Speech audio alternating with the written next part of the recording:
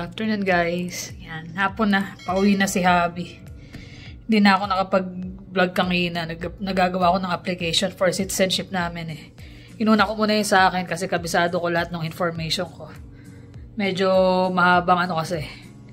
Mahaba yung pipilapan. Kailangan talagang lahat ng dates, address. Kailangan lahat tugma. Pati yung umuwi kami ng Pinas, kailangan nakalagay lahat doon. So, inuna ko yung sa akin para yung kay Habi naman ang kasunod. Then kay Jonas. Si Jonas, nalilito pa siya sa mga dates eh. Sabi ko, i-check niya lahat. Ilista niya lahat para sure. Si Habi naman, inaano ko pa yung mga dates niya sa work. Kasi meron siyang na-layoff ng 2020. So, kailangan lahat nandun yun. Tapos, bukas, magpapaprint ako nung lahat ng passport, tapos yung mga ID, tapos kailangan din namin magpa-picture para sa passport application. Medyo mabusisi. Nanakit nga yung leg ko kasi maghapon ako sana. Ayun na siya. Kadarating lang. Madulas ang daan.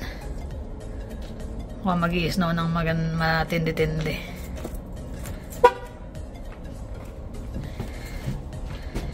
Yun. Lamig ah. Parang biglang lamig na. Lamig. Ganda nga ng mga puno eh. Nag-frost. Sobrang foggy kasi kagabi. Ngayon, papahinga ko muna. Sakit ng leg ko talaga eh. Yung tagal ko nakatungo sa ano. Hindi, tinapos ko na yung sa akin eh. Para afternoon yung sa'yo naman. Tapos kay Jonas, para may submit na. Eh, yung kanya hinihintay ko eh. Baka sakali magawa ko na rin mami ang gabi yung kanya. Yung application. Ay, hindi pa ba na ano ni Carly? Yun lang. Ginawa ko siya ng merienda niya. Ito pa kasi, galing sa charcuterie, may mga cheese pa, tsaka cracker, salami, tsaka avocado. Sarap. Ay na. Ay na. Talaga ng asawa ko. Okay lang. Walang nga lang yung bilog eh. Sasapalit kita. Ako pinaglolo ko. Maganda nananakit yung leg ko. Ang hirap mga ganun eh. Tapos yung ano pa ni Jeremy, nakakahilo kasi ang laki ng monitor. Dalawa pa. Anak ng pating. Sabi ko. Di na nasulimpat ka naman. Di ka na duling nasulimpat. Utot mo. Hindi ako tulad mo. Sulimpat. Maliit ang isang mata. At si Jonas, di pumasok. Bakit? Nagsiklib. Dami niyang lib eh. Wow. Sarap. Sasabi mo sana all. Ikaw owing ba? Buwisit. Yan talaga. Merienda na. Pagas na rin ako eh. Baka tumaas pa eh. Magkano ngayon? 118. Doon sa may inyo malapit? Doon sa 127 to eh. Sabi nila. Sa atin kaya dito sa yan. Kada area kasi dito, iba-iba ng ano eh. Iba-iba ng price. Mauro ka lang ng konti, mas mataas. Sa amin medyo mura kasi industrial dun eh. Parang industrial friendly dun. Hindi ka gari. Lalo ngayon. Pero ano eh, in-extend pa ata nila yung ano. Ano yun? Yung hindi tataksan. Meron nakalagay nung nakaraan ah. O di sana 112 lang, 113. Hindi ah. Nung meron yun, umaabot ng ano, di ba? 120 plus. 130 plus 120, may get. Sarap. Parang di ka pinakain, di ba? Gutom lang. Pinagod ako ng mga yun eh. Mami mismo yan, pag bumalik ako sa trabaho. Pagdating mo, ikaw gagawa ng sarili mong merienda. Ganun talaga. At ginagawa niya nun, usually kasi meron siyang dalang snack eh. Either tinapay or mga prutas. Ginagawa niya, hindi niya kinakain, tinitira niya. Yung lunch lang niya kinakain niya. Para pag-uwi niya, meron siyang merienda. Ay, naka. Lapit na yun. Pagbalik. Nakaayos nila yung ano eh.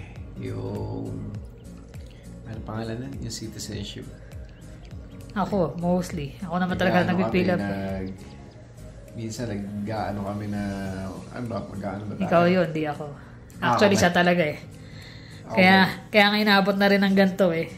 Kasi nung una, pwede na ako mag-apply. Kasi nga nauna ako sa kanila. So sabi ko, antayin na lang. Sabi niya nung una, nakaraan, apply ba tayo o sa Pilipinas tayo mag-retire? Sabi ko, nasa yan. Sabi ko, pero kung ako tatanungin mo, mas gusto ko magano. Kasi pwede mo namang after ng citizenship, magdudual. Para at least citizen ka pa rin ng Pinas, citizen ka rin dito. Dual SIM? Dual citizenship. Kaya inabot kami ng siyam-siyam, tapos nga, nakakabili ng bahay. Mahal din ang application, $630 kada adult. Hindi, minsan kasi naisip mo parang yung economy dito, sobrang ano na eh. Kahit saan naman eh. Oo nga, ibig sabihin, hindi ka naman bangon, lalo na pag matanda ka na, hindi ka na makakapagtrabaho ng maayos, di ba? Yun nga, kaya nga maganda talaga, mag-dual ka. Kasi pwede ka rito, tapos pwede ka sa Pilipinas. Dual na pamilya? Ako pinaglolomay ka na, idudual ko yan. Kinakain mo eh. Pag nilolo kayo ng ganyan yan tungkol sa mga ganun. Dual na pamilya. Baka sa Pilipinas ka na talaga. Pivot mo din kita, dual na pamilya. Joke lang. Ayun nga. Lalo ngayon, sakit ng ulo ko. Sakit talaga ng leg. Hindi ulo yung leg. Same ako, ganun. So nga. So, ganun na yung mata niya. Hindi na diretso. Dalawa kasi yung monitor eh. Nakita mo ba ako sa gitna? Utot mo. Sakit. Masayang mo? Ngayon lang. Katatapos ko hindi kumain eh. Akin na kinakain mo. Pag nga kumain. Bumawa ka na sarili mo ha. Ay naka. Si Jermaine umalis naman. Pinick up yung parts ng ano niya. So ayun. Inantay niya na ako matapos kasi computer niya mas kabisado niya eh. Natatawa ako kay James eh. Bakit? 2 gabi na raw siyang binabangungot pag gising niya raw, pawis na pawis. Sabi ko, kumakain ka yata eh. Tabacho yun eh. Kumakain ka yata bago ako matulog eh. Sabi niya... Wala naman kasama, pero wag naman kailangan meron kang at least 3-4 hours na yun nga sabi ko sa kanya before ka matulog. Sabi ko, di bali na medyo late, basta hindi ka makababangungot. Eh yun nga alas 7 pala doon, natulog siya eh. Kumain doon siya alas 6. Aga. Natulog alas 7. Kaya naman pala. Ako nag-start na ako kanina. Ano? Low carb na ulit. No sugar. Kaya hindi ko matikman yan. No sugar, no carb. Hindi naman no carb. May carb pero mababa. Low carb na. Low carb. Kailangan na simulan.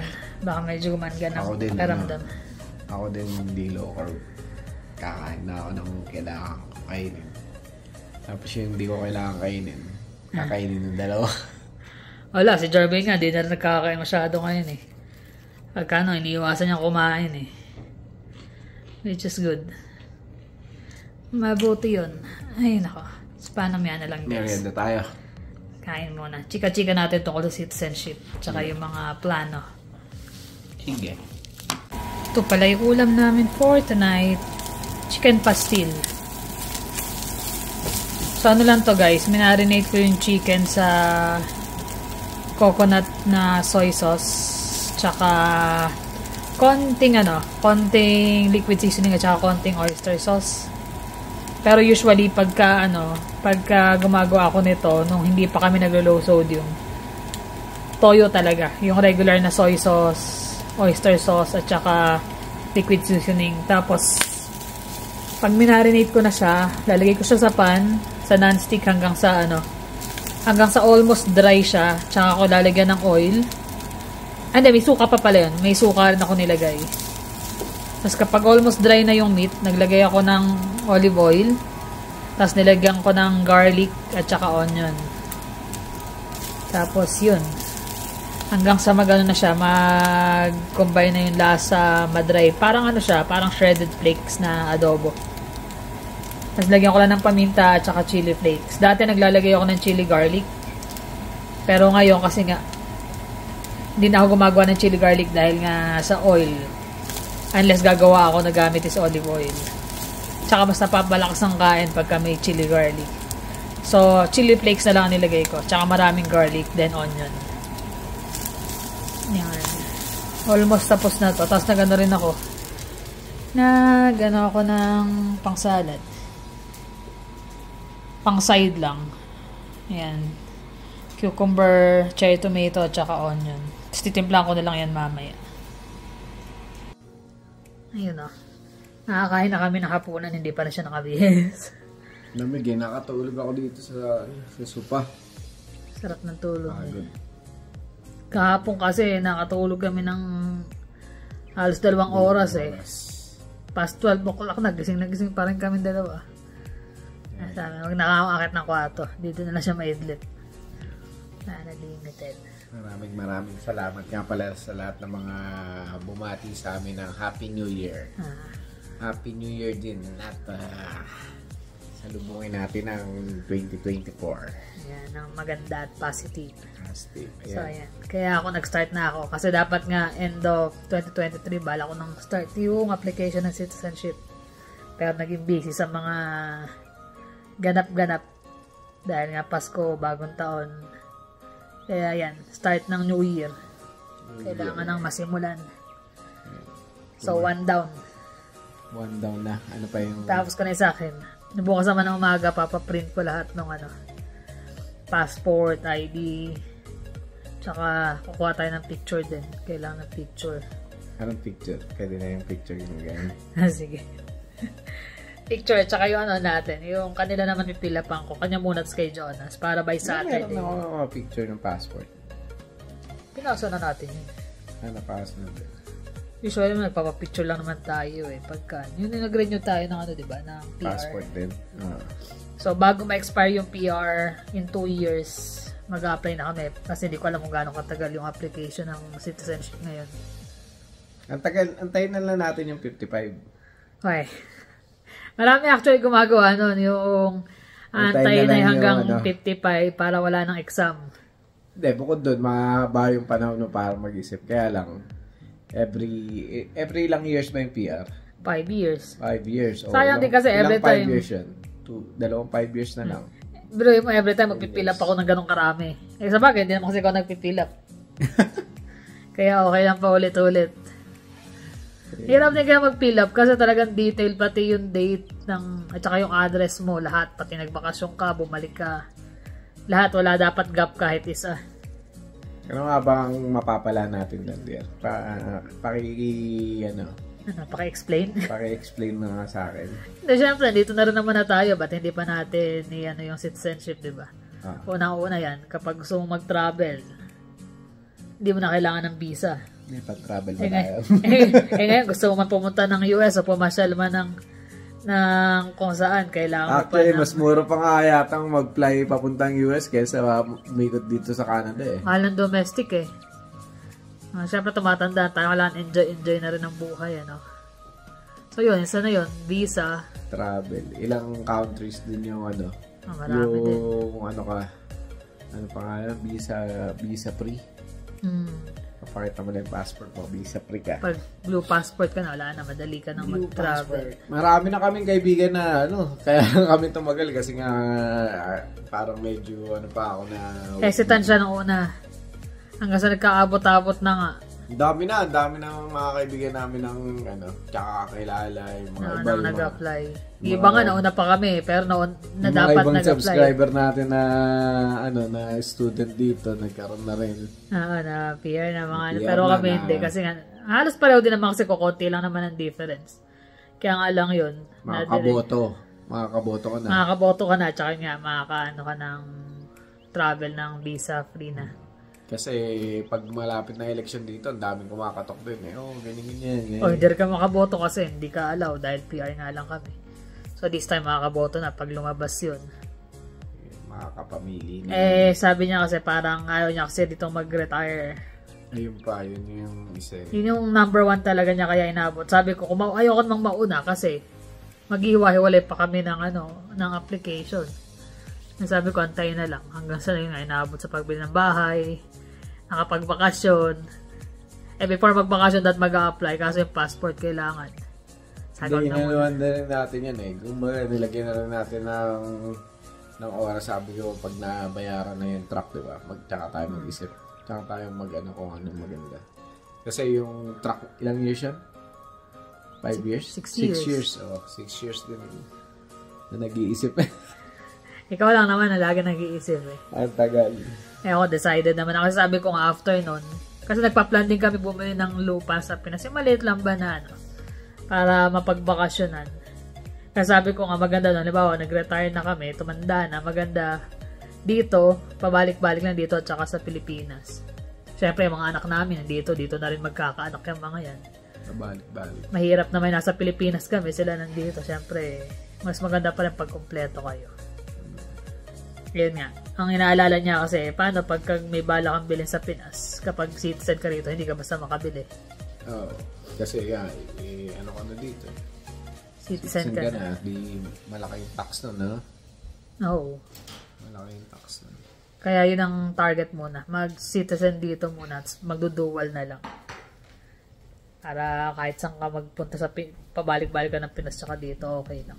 Ay, yan ang mga aming pag-iisip sa mga nakakaraan. Yun nga, inano ko na nga yung mga record of employment ko doon sa aming kumpanya para maging malinaw lahat ng detalye. Yung detailed na kailan siya nagtrabaho. Ang dami na rin kasi. Ako kasi bilang lang sa kamay ko yung yung napasukan kong trabaho siya kasi palipat-lipat na nangyari. Hindi naman ako palipat-lipat na kumbaga paglipat. Kung compare mo sa akin, nila naging trabaho ko rito. Ang ginawa ko kasi, nag-apply ako. Nung dumating kami rito, nag-apply ako. Napunta ako sa agency.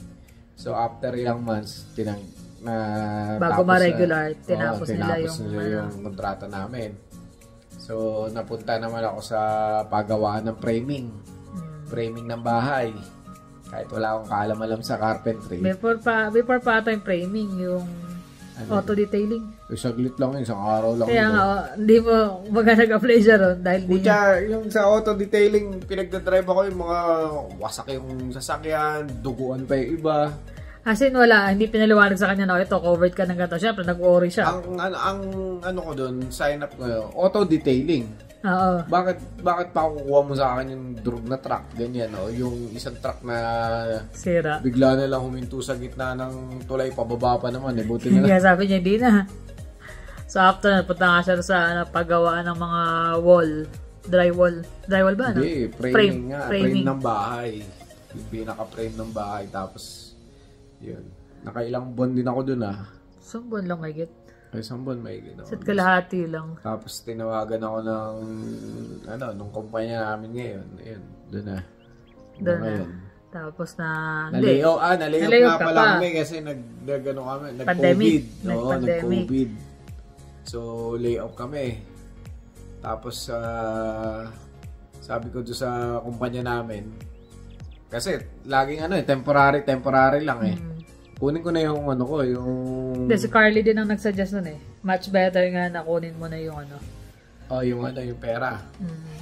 Yung parang separation pay. Kasi pinag-decide ka na kung kukunin mo or waiting ka pa. Extend na naman, di ba? Extend na naman. Tapos nun December, tinatawagan ako ni Dave yung manager balik ka na. Hindi na ako kung ilang buwan lang din Hindi ba, pinabalik ka pero parang temporary pa lang, di ba? Oo. By that time nakakuha siya ng trabaho naman sa gawa naman ng processing plant ng hemp. Ng hemp. Yung puno ng hemp. Yun. Ako namang iwanan basta sa area yung mga yun kasi syempre napalapit na rin yung mga. Tsaka hindi ko wala akong assurance doon sa isang trabaho na kasi nga una temporary lang kinukuha ka, di ba? Sobrang bait nung boss namin na Russian na yun. Mukhang matapang lang pero mabait sa akin No. Sabi niya, anytime na mag-close down uli kayo, sabi niya, kontakin mo ako. Nagbigay ng number No. Kontakin mo ako, bumalik ka rito.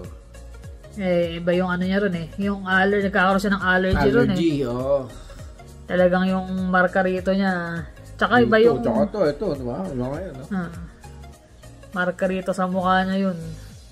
Tapos syempre, nasa siya, init-lamig. Nakita nyo naman doon sa mga ibang vlog ko. Pero blinag niya yun, yung talagang... Nagtataktak ako sa init ng araw Gumawa na ako ng tent ko doon. Kaya nung tinawagan siya nung company nila ngayon na pinababalik na nga siya yung full-time na, ayun, kinuha niya. Pero nagpaalam naman siya ng maayos sa kabila. So kaya yung application namin ng citizenship, kailangan kasi kompleto. Yung sa akin, kabisado ko, yung kanya. Hindi ko alam yung sakto date. Kaya sabihin ko sa kanya, i-message niya na lang niya yung nila sa HR para maibigay sa kanya yung record. Nabigay naman niya yung yung details. So yung backward naman kami doon sa mga iba pang kumpanya. Yun.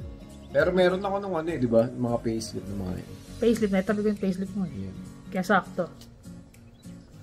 Ganun na talaga eh. Naglolo. Pinapakita ko kasi yung payslip ko, baka maisip niya. Saka na, never ako nagtanong sa'yo niyan. Sinungaling ka dira?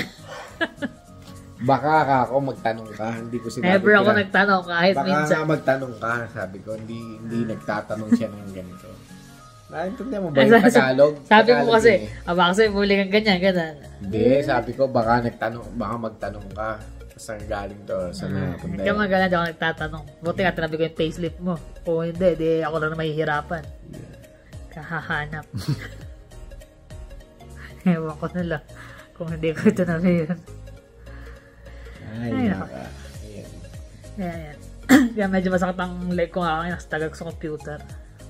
Tapos si Jermaine pa, yung computer niya, sobrang bright. Ngayon nung magbabayad na ako, nawala yung mga box na guhit.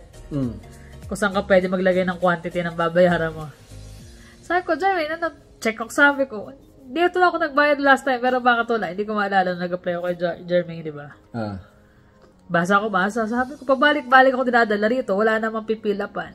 Yung pala todo bright, nung nag-search ako sa cellphone ko, paano bayaran? Nando doon. Sabi ko, parang pareho to na ka, ba't yung sa'yo walang box, ito meron. Sabi niya, ay, teka mami, sabi niya, sobrang bright pala, kaya hindi makita yung guhit ng box. Maduduling nga yung mga yun eh, kasi minsan pumasok ako doon gabi eh, naglalaro siya, nakaganon doon sa screen eh. Buti sana kung may kaya nga binabuhal namin pag yung anong oras ng pinahihinto na namin. Kaya hangin na sabi ko, hanap yan lang pala problema. Sana nahanap mo. Nahanap ko. Hihinto ko na nga sana kasi talagang sakit na ng leg ko eh. Pero so far natapos na ako. At least. Yung mga goals namin this coming 2024. Gusto rin kasi namin pumaten ng mga San Diego Comic Con, yung mga ganun. Diba, alam mo. Tapos sasabihin pa, baka tanongin ko yung payslip niya. Saan na nanggagaling? Baka, kaya napapayag din ako. Mag-apply na tayo. Kaya gusto niya mag-apply, nakikita niya yung mga... Baka pumunta tayo ng Universal Studio, mga ganun. Sabi ko kanya, paano tayo pupunta dyan? Star Wars. Sabi ko, mag-apply ka ng visa, magkano babayaran mo? Mas mahal pa sa, yung every time ma-apply ka, ilang tayo, 4, biroy mo. Ay, nako. At ngayon, decided siya, nakita niya. Na-excite siya bigla eh. Sabi mo, tayo dyan, pagka nakuha. Sabi ko, sige. yung pampunta lang na yung problema. Pag nagkataon. Yung pampunta magagawa eh, yung pambili. Yun nga, yung pambili nga, yung problema eh. Kaya naman, kaya lang syempre, di ba? Marami kong mga target eh, maraming mga goal. Yung target mo ba? Syempre, makabalik sa trabaho, at least kahit pa paano, yung side hustle, unti-unti. Pero for now, baka wag muna hanggat di pa totally talaga kayang-kaya. Yeah. Syempre, yung mga savings. Ipon, kailangan mag-ipon. Para sa mga balak namin sa buhay. Enjoy ang buhay. Saka na yung lupa. Talagang gusto namin bumili ng lupa. Para maging bakasyonan. Yung mga lupa ako dito. sa paso. Dito dami nasa paso nga lang. Pang garden nga lang. Ante-ante. Maganda yung malapit sa yung probinsya ba? Yung probinsya na malayo sa traffic, malayo sa... Pag sa Manila, yun ako, grabe. Iba na talagang traffic. At gusto ko yung medyo yung ilang minutong drive nasa dagat ka na. Yun. Kasi at the same time, pwede ka magtanim-tanim doon sa bakuran. Part ng Zambales, Pangasinan, yan, mga ganyan. Yung tipo bang kapag wala ka o mga kapatid gusto magbakasyon, okay, pa Airbnb pag wala. Hanap ka lang ng magmamanage. Pero unti-unti. Matagal pa yun kasi. Matagal pa yun. Kasi mahal ipunin yan. Hindi yun yung pang 1 year na 2024 kailangan ilang years yun. Pero kailangan simulan na ngayon. Kumbaga mag-save na unti-unti para doon sa mga plano na yan. Kasi yung kapatid niya, actually, nagpaplano rin.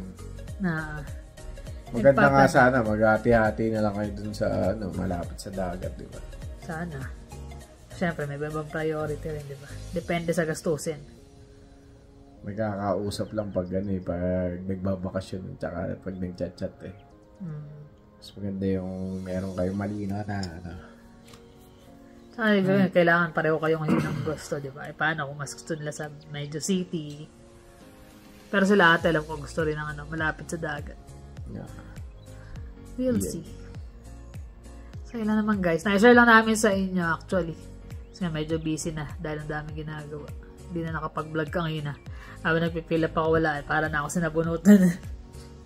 Inisip ko, ganito ba yung ginawa ko last time? Alam mo yung lit ng sulat Maliit yung sulat? Katuwa siya no? Alam na kung sino nagsulat nun. Ay, yung sa sulat computer sa computer, ba? niloloko mo naman. Sa computer. Sabi, tas ang linaw nga nung sobrang bright nga nung... Sa mga tingin mo nakita-kita ka sa camera. Alam mo naman yung leg. Yan na yung bagong tingin ko ngayon kasi misa sumasama na yung balikat ko pag tumitingin dahil hindi siya may stretch ng gusto. Mata na lang, Nadir. Mata na. Ganda na lang, kilos. Tapos ako, nihirapan sa mga tingin mo, ha? Lagi ako nihirapan yan, Sabi ko, di ka pala sana ilang buwan na ganyan yung tingin ko. Lalo pa ngayon. Sige na. Sige na, kami magpapaalam na rin kasi ako'y magbabalot pa ng spring roll. Spring roll. So, paano guys? Thank you for always watching. Please like and subscribe. See you on the next vlog. Bye.